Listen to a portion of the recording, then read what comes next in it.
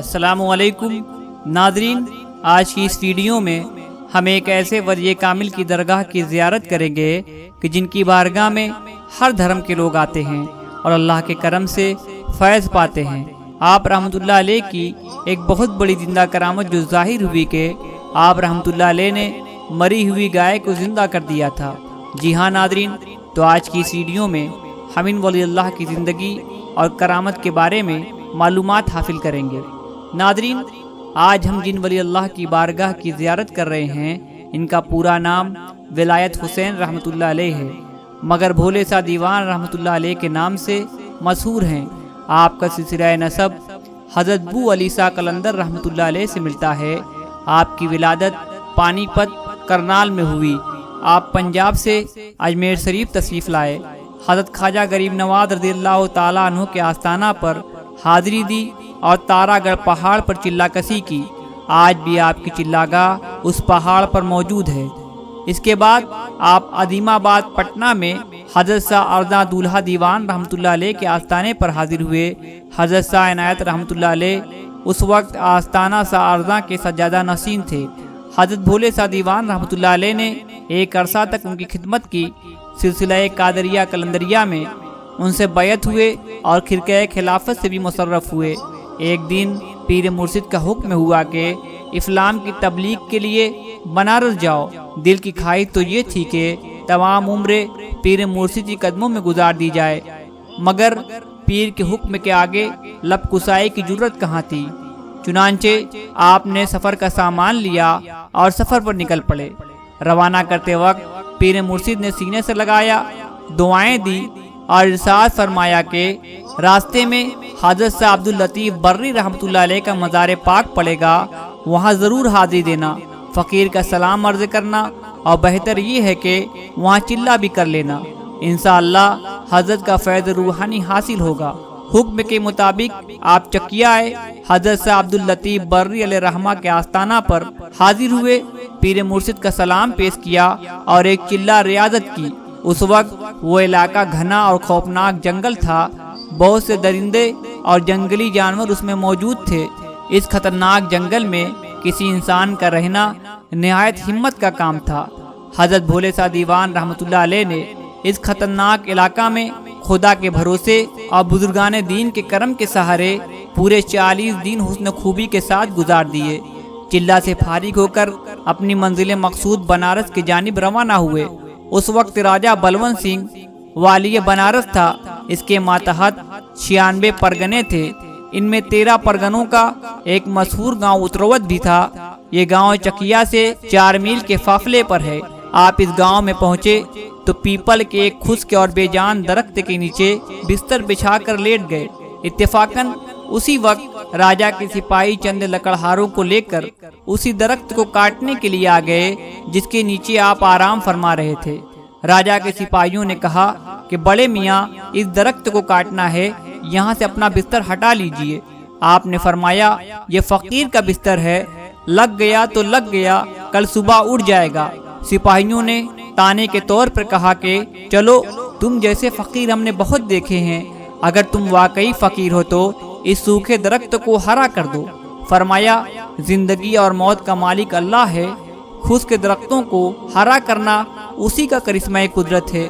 یہ کم نظر سپاہی کیا جانے کہ فقیر کے بھیس میں یہ اللہ کا کیسا محبوب بندہ ہے۔ حضور کی بات کو نظر انداز کرتے ہوئے انہوں نے لکڑہاروں کو درخت کاٹنے کا حکم دے دیا۔ لکڑہارے درخت پر چڑھے اور جو ہی ایک ساکھ پر کلہاڑی چلائی تو ٹہنی سے دودھ نکلنے لگا اور اچانک سارا درخت ہرا بھرا ہو گیا۔ یہ منظر دیکھ کر تمام لوگ حیرت میں ڈوب گئے۔ لکڑہاروں کو گویا اپنی آنکھوں پر یقین نہیں آ رہا تھا۔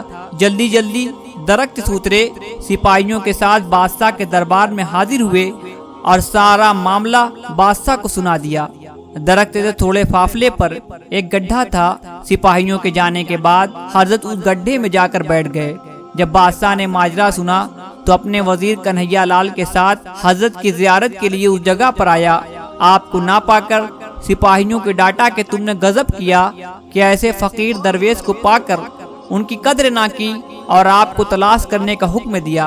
سپاہی تلاش کرتے کرتے اس گڈھے تک پہنچ گئے جس میں آپ تشریف فرما تھے۔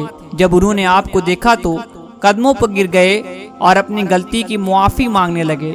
آپ نے انہیں معاف کر دیا۔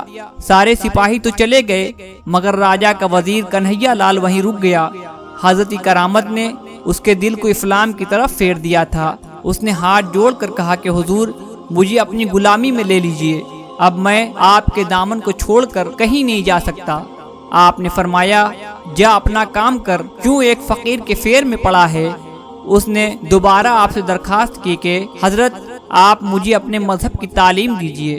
آپ نے اس کی پیشانی پر ہدایت و سعادت کی لکیریں دیکھ لی تھی۔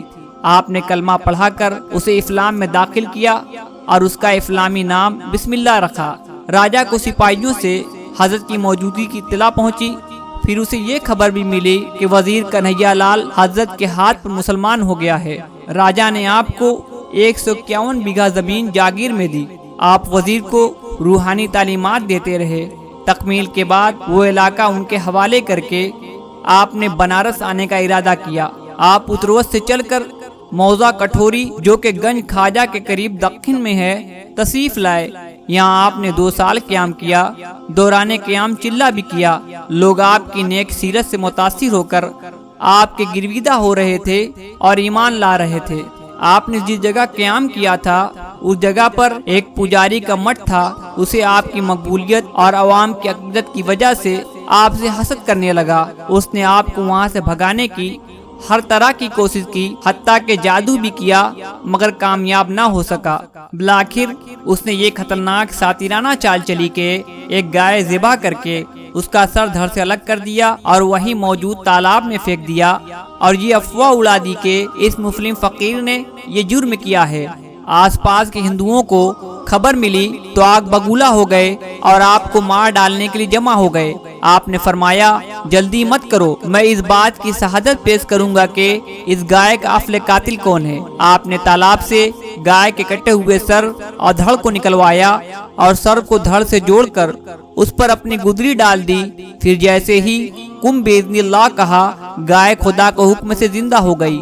آپ نے گائے سے فرمایا کہ بتا تیرا قاتل کون ہے؟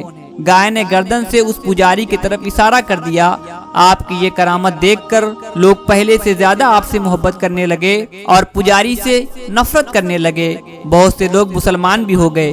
یہ منظر دیکھ کر پجاری کے دل میں نفرت کی آگ اور زیادہ بھڑکنے لگی۔ جب آپ عبادت و ریاضت میں مشغول ہوتے تو یہ مٹھ کے اندر گھنٹا بجا کر آپ کی عبادت میں خلل ڈالنے کی کوشش کرتا۔ آپ نے اسے بار بار سمجھایا مگر وہ باز نہ آیا۔ آخر ایک دن فرمایا تو یہاں سے نکل جا، تیری بربادی کا زمانہ قریب ہے۔ اس نے بات سنی انسنی کر دی۔ تب آپ نے پرجلال نگاہوں سے اس کے مٹھ کی طرف دیکھا اور لا الہ الا اللہ کی ایسی ضرب لگائی کہ مٹھ پورا زمین کے نیچے گھس گیا اور پجاری اور اس کا پورا خاندان اسی میں دب کر مر گیا۔ کٹھوری میں 2 سال قیام کرنے کے بعد آپ اپنے پیر مرشد کے حکم کے مطابق شہر بنارس میں تشریف لائے۔ یہاں حضرت شاہ معصوم علیہ رحمہ کو بیعت کیا۔ انہوں نے تا حیات آپ کی خدمت کی۔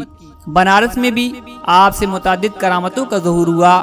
آپ نے بنارس میں تقریباً سال بھر قیام کیا اور یہیں 18 ربیع الثانی ہجری 1190 کو آپ کا وصال ہوا۔ عرس مبارک 17 ربیع الثانی کو دن میں اور 18 ربیع الثانی کو رات میں ہوتا ہے، کیونکہ آپ نے حضرت عبداللہ شاہ کو خواب میں حکم دیا تھا کہ دن میں حضور غوث پاک اعظم رضی اللہ تعالیٰ عنہ کی فاتحہ دی جائے اور رات کو عرس کیا جائے۔ عرس کے موقع پر آپ کے خرقہ، تاج اور اس گدلی کی بھی زیارت کرائی جاتی ہے جو آپ نے ذبح کی ہوئی گائے پر ڈالی تھی۔ آپ کا مزار محلہ کچی باغ میں نیشنل انٹر کالج کے پچھم جانب تقیہ پر ہے۔ وہ تقیہ بھولے سا بابا کی تقیہ کے نام سے مشہور ہے۔ آج بھی آپ کا مزار مرجع خلائق ہے۔ ناظرین، امید ہے کہ آپ کو آج کی ہماری یہ ویڈیو پسند آئی ہوگی۔ ویڈیو پسند آئے تو اسے لائک کریں اور زیادہ سے زیادہ شیئر کریں، اور اگر ابھی تک آپ نے ہمارے چینل کو سبسکرائب نہیں کیا تو ہمارے چینل کو سبسکرائب کر لیں۔ پھر ملیں گے ایک نئی ویڈیو کے ساتھ۔ السلام علیکم ورحمۃ اللہ وبرکاتہ۔